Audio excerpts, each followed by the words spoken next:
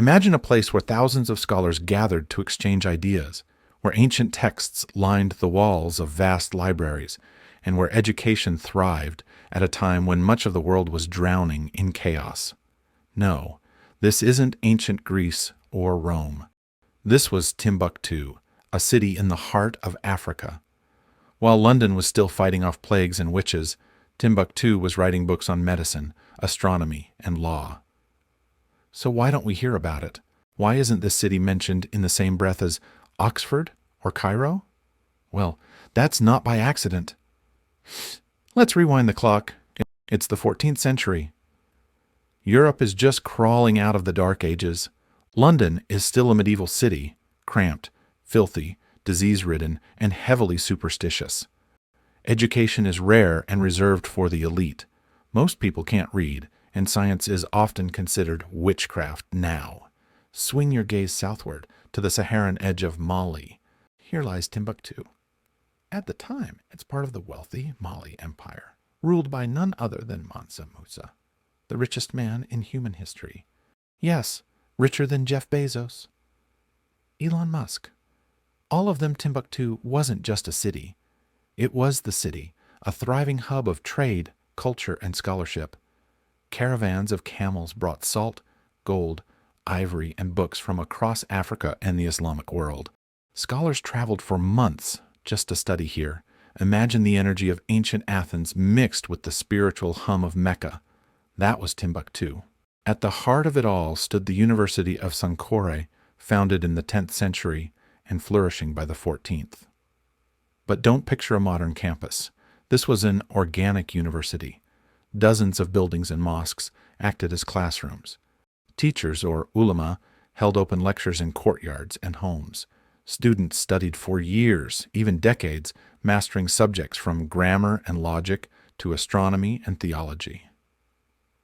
And what really sets it apart? The manuscripts. Over 700,000 handwritten texts have been discovered on everything from mathematics to medicine, ethics to economics. Some of them even predate the European Renaissance. Many of these texts are still being translated today, hidden for centuries in family trunks and desert libraries.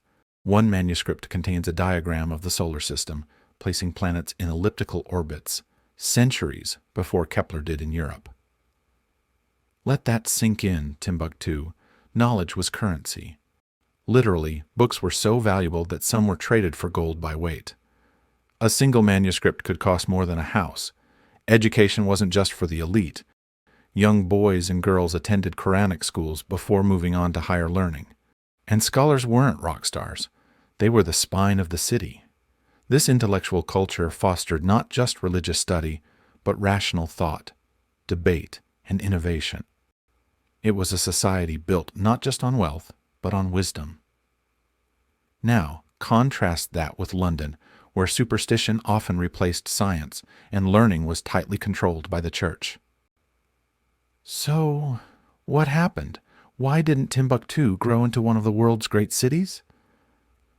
The answer is complex. In the late 1500s, Moroccan invaders sacked the city, looting its wealth and kidnapping scholars.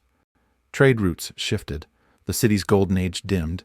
Then, European colonization erased much of Africa's intellectual legacy, branding the continent as primitive and backward to justify conquest. The image of Timbuktu as a mystical city far in the desert, a place of legend, replaced the historical truth. It became a punchline for the middle of nowhere instead of a symbol of human achievement. But Timbuktu's story isn't over. In recent decades, local families and historians have been rescuing the old manuscripts, smuggling them out during conflict, preserving them against time and war. Libraries like the Mama Haidara Memorial Library are digitizing ancient texts and restoring a heritage once forgotten. What?